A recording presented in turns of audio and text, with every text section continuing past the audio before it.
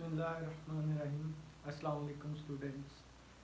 Dear students, हमने last topic के अंदर डिस्कस किया था कि प्लांट्स के अंदर ट्रांसपायरेशन का प्रोसेस जो है ये प्रोसीड होता है।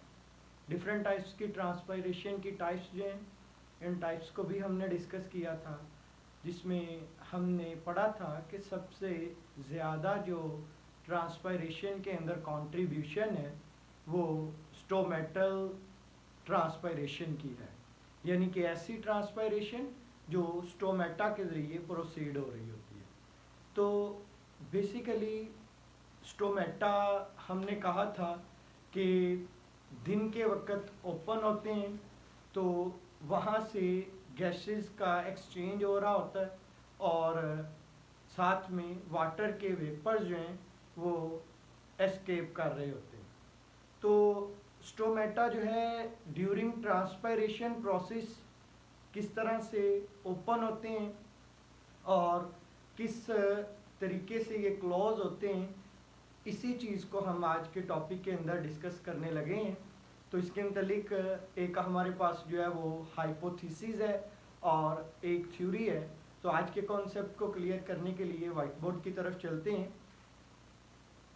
पहला हमारे पास जो हाइपोथेसिस है ये स्टार्च शुगर हाइपोथेसिस है।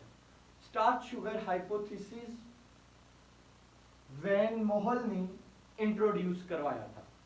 जैसा कि हम जानते हैं कि प्लांट सेल जो है वो फोटोसिंथेसिस कर रहे हैं, और ये भी हमने लास्ट लेक्चर के अंदर डिस्कस किया था कि स्टोमेटल सेल जो हैं ये बेसिकली मॉडिफाइड एपिडर्मल सेल्स होते हैं, यानी कि एपिडर्मल सेल्स हैं जिनमें मॉडिफिकेशन हुई है और ये मॉडिफाई होकर स्टोमेटल सेल यानी कि गार्ड सेल जो हैं वो बन चुके हैं।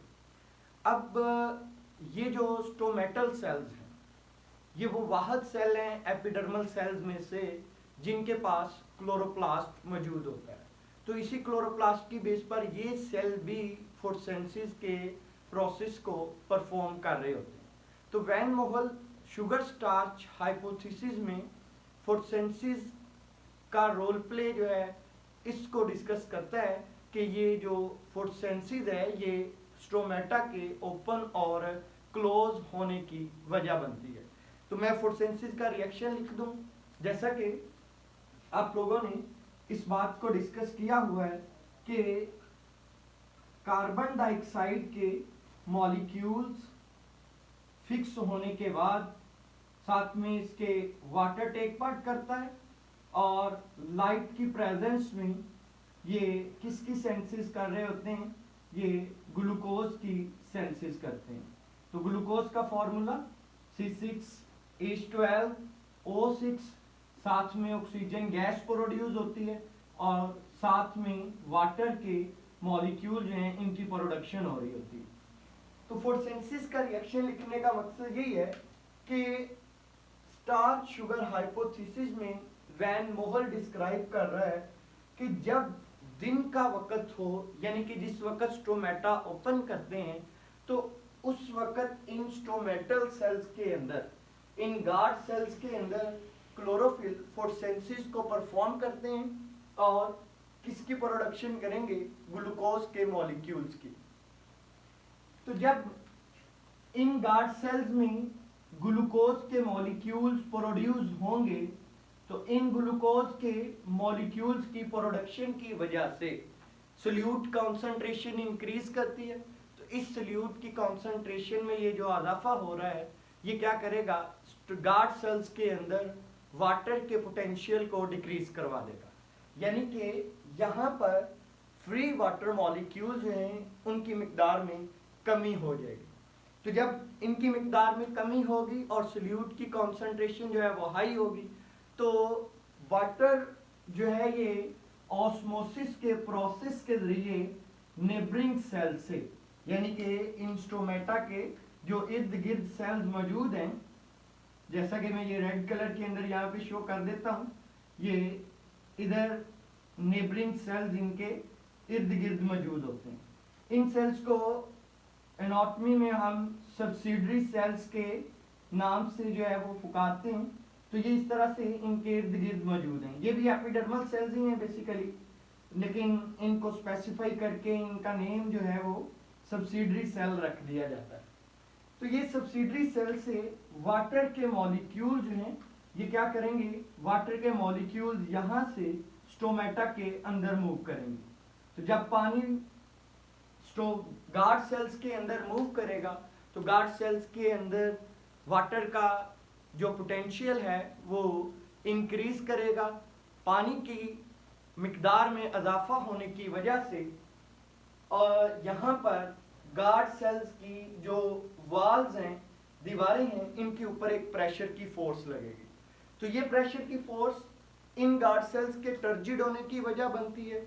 जैसे ही गार्ड सेल्स टर्जिड हो जाएंगे तो ये सुराख, ये पोर, स्टोमा जो है ये ओपन हो जाएगा। तो ये हमारे पास फिर स्टोमेटा दिन के वक्त क्या करते हैं, ओपन हो जाते हैं। तो चूंकि फोटोसिंथेसिस का प्रोसेस जो है वो दिन के वक्त हो रहा है, तो फिर स्टोमेटा की ओपनिंग भी इस शुगर स्टार्च हाइपोथेसिस के अकॉर्डिंग दिन के वक्त हो रही है। वैन वोहल का कहना ये था कि जैसे ही रात का वक्त आता है तो चूंकि सनलाइट अवेलेबल नहीं है तो फोटोसिंथेसिस का अमल भी स्टॉप हो जाता है। रात के वक्त पौधों के अंदर फोटोसिंथेसिस जो है वो प्रोसीड नहीं हो रही होती। जब रात के वक्त फोटोसिंथेसिस नहीं होगी तो शुगर जो है इसकी भी सिंथेसिस नहीं होगी, ग्लूकोज के मॉलिक्यूल की, और वो ग्लूकोज जो दिन के वक्त बनी थी और इन गार्ड सेल्स के अंदर एक्यूमुलेट हुई पड़ी थी, वो शुगर या तो रेस्पिरेशन के प्रोसेस के अंदर यूटिलाइज हो जाएगी या फिर उस शुगर को बदल दिया जाएगा किसके अंदर, स्टार्च के अंदर। यानी कि शुगर जो बनी थी दिन के वक्त, इस शुगर को रिएक्शन करके कन्वर्ट कर दिया जाएगा स्टार्च के मॉलिक्यूल्स के अंदर। और स्टार्च के मॉलिक्यूल्स पानी के अंदर इनसॉल्युबल हैं, पानी के अंदर हल नहीं होते। तो जब ये पानी के अंदर हल नहीं होंगे तो वाटर पोटेंशियल जो है वो भी जो है वो डिक्रीज नहीं होगा। तो जैसे ही रात का वक्त होगा तो सोल्यूट की कॉन्सेंट्रेशन डिक्रीज हो जाएगी।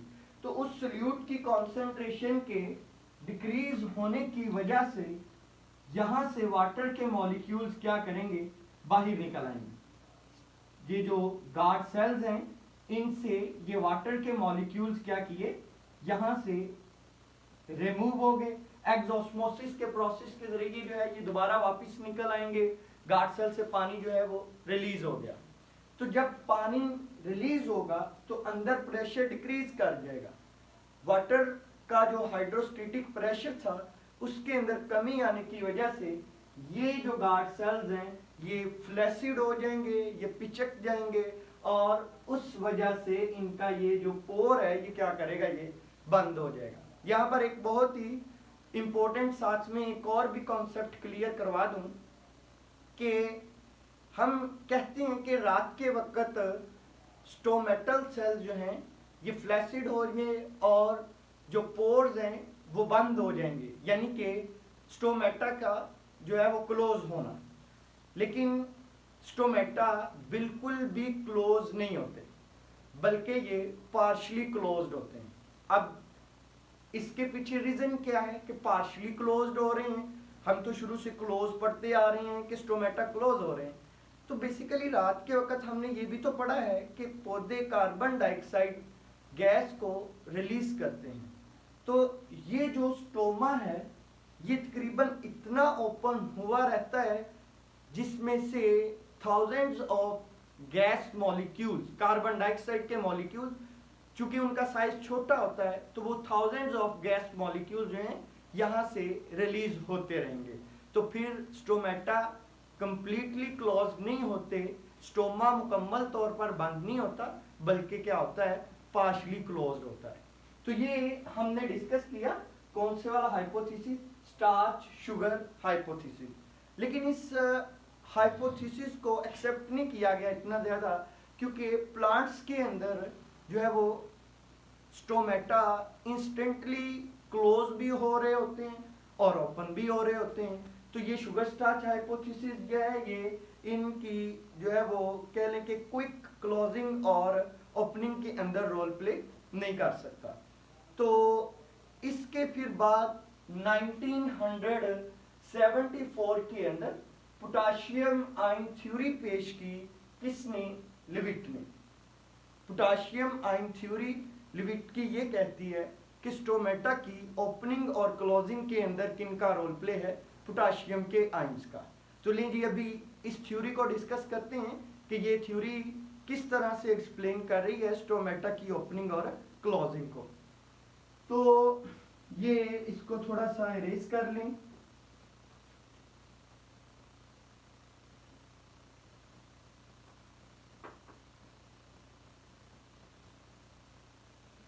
लीजिए अभी लिविट की जो थ्योरी है पोटाशियम आयन थ्योरी, लिविट कह रहा है कि स्टोमेटा की ओपनिंग और क्लोजिंग के अंदर पोटाशियम आयंस का रोल प्ले है।